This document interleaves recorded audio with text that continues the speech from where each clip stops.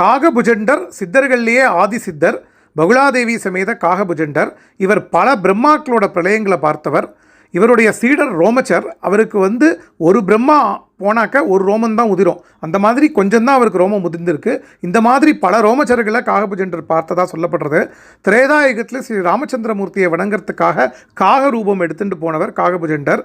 கைலாயத்தில் சிவபெருமானுடைய கைலாய மலையில் 21 அன்ன முட்டைகளில் 20 அன்னங்களும் ஒரு முட்டையில் காக அம்சமாக இவர் பிறந்தார். அதனால் இவருடைய முகத்தில் அன்னத்தோட அந்த கலை இருக்கும்.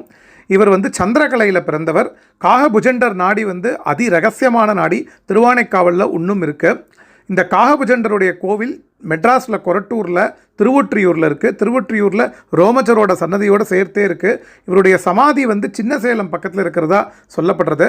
அப்பேற்பட்ட பகுலாதேவி சமேத காகபுஜண்ட மகரிஷியை மனதில்